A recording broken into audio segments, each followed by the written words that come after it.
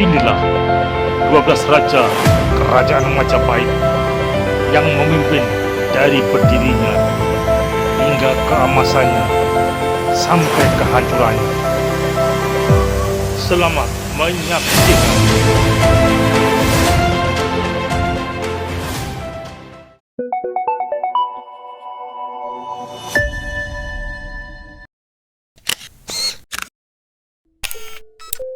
Dia Hayam Wuruk. Hayam Wuruk adalah raja keempat sekaligus cucu Raden Wijaya di bawah pemerintahan Prabu Hayam Wuruk yang bertakhta tahun 1350 hingga tahun 1389 Masehi. Majapahit mengalami zaman keemasan, namun kemegahan Majapahit juga tidak terlepas dari peran besar Sang Mahapatih Gajah Mada. Sejak era pemerintahan Tribuana Tunggadewi, Ibunda Prabu Hayam Wuruk, bahkan tatkala Gajah Mada mundur sebagai Mahapatih, para punggawa kerajaan Majapahit tidak ada yang berani dan tak pantas untuk menggantikannya. Hayam Wuruk adalah putra dari pasangan Tribuana Tunggadewi dengan Kertawardhana alias Cakradhara yang menjabat sebagai Bretu Mapel. Menurut Kitab Negara Kertagama, Hayam Wuruk yang lahir pada tahun 1334 Masehi ditandai datangnya gempa bumi dan letusan gunung berapi, saudara.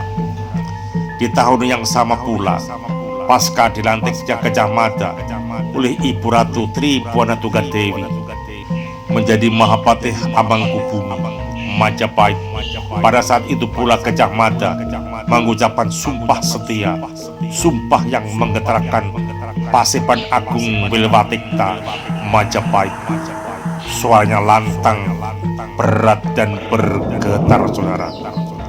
Berwibawa, siapapun yang mendengarkan hatinya pasti akan bergetar.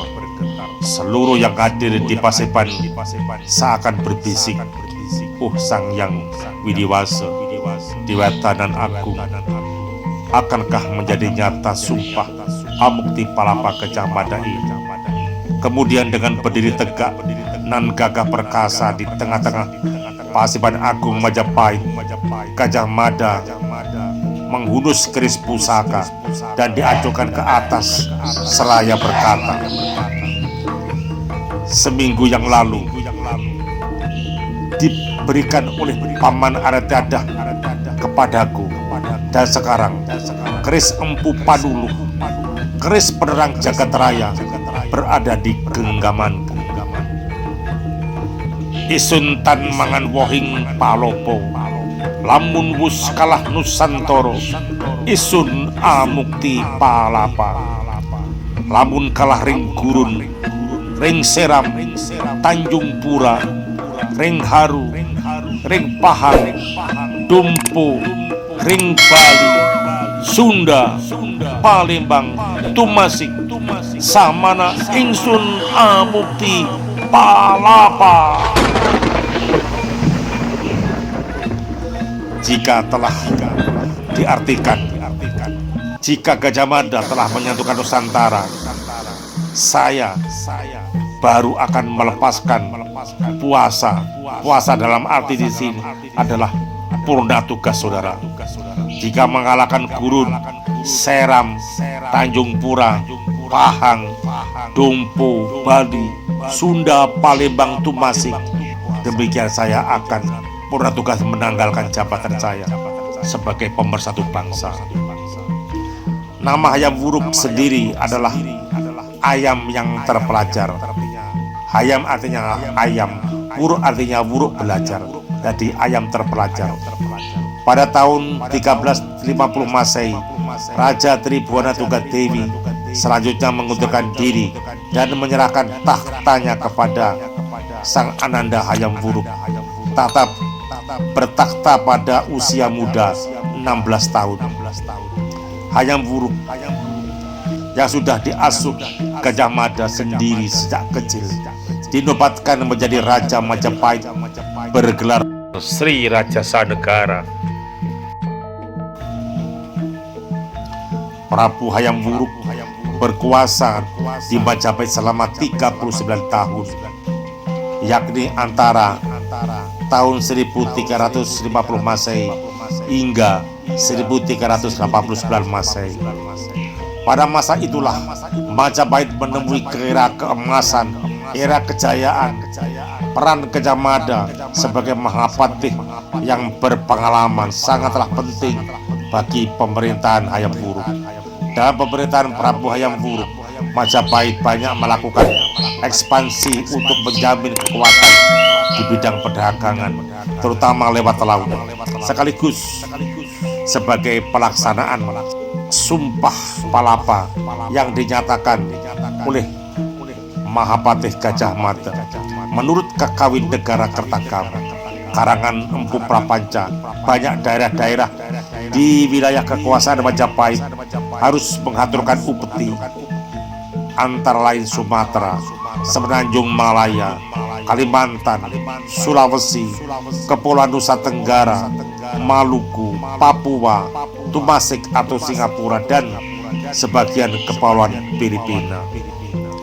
Selain negara Kertagama, pada masa Hayam Wuruk tercipta karya sastra dari Mpu Tatular, yakni Kitab Sotasoma dan Arjuna Wiwaha. Dalam Kakawin Sotasoma terdapat kutipan yang menjadi pedoman bagi bangsa Indonesia berwujud Bhinneka Tunggal Ika, walau berbeda-beda namun tetap satu jua. Berbeda-beda namun hakikinya tetap satu kesatuan Nusantara Raya. Pada tahun 1537 Masehi, Hayam Wuruk dikisahkan hendak menikahi putri kerajaan Sunda Galuh, Dyah Pitaloka Citra Resmi. Namun upacara yang berniat akan dilangsungkan itu justru berujung petaka, berujung tragedi di lapangan Bubat, saudara. Hal tersebut dikarenakan perbedaan kepahaman Raja Sunda Galuh dengan Mahapatih Gajah Mada tentang status kesetaraan kedua kerajaan. Menurut Serat Pararaton pasca terjadinya perang Bubat, Mahapatih Gajah Mada selanjutnya mengundurkan diri dari pemerintahan. Prabu Hayam Wuruk kemudian mengumpulkan 8 anggota Dewan Pertimbangan Kerajaan guna berembuk menggantikan Gajah Mada sebagai Mahapatih. Namun Dewan Agung Kerajaan menyimpulkan tidak ada yang pantas menggantikan kedudukan sang Mahapatih. Akhirnya ditunjuklah 3 orang yang ditugaskan untuk mengemban jabatan yang ditinggalkan Gajah Mada. Sementara pasca gagalnya pernikahan dengan Dyah Pitaloka, Hayam Wuruk selanjutnya dinikahkan dengan Sri Sudewi alias Padukasori, putri dari Wijaya Rajasa atau Briwengker. Padukasori merupakan anak tiri dari Raja Dewi, adik dari Bunda Hayam Wuruk. Selain itu, sang Prabu juga mempunyai istri selir, yakni Negarawardhani, putri Indu Dewi atau cucu dari Raja Dewi Maharajasa pada tahun 1389 Masehi. Hayam Wuruk wafat di usia 55 tahun, menyusul Gajah Mada wafat pada tahun 1364 Masehi.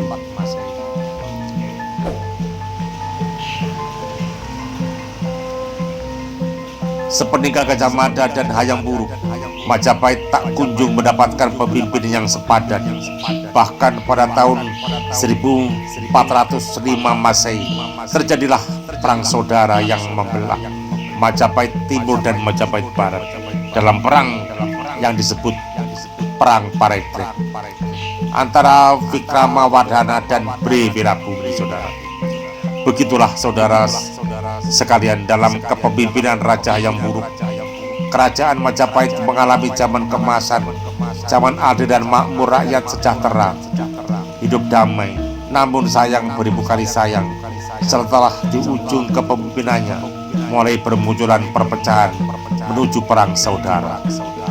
Para pemirsa yang budiman tentu pasti merasa penasaran bagaimana kelanjutan dari sejarah kerajaan Majapahit yang terbesar keberadaannya pada waktu itu.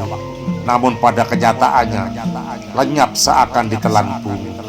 Mari kita ikuti kepemimpinan Raja kelima yang pemerintahannya dipimpin oleh Tahan Wikramawardhana dan Kusumawardhani pada tahun 1389 sampai dengan 1429 Masehi.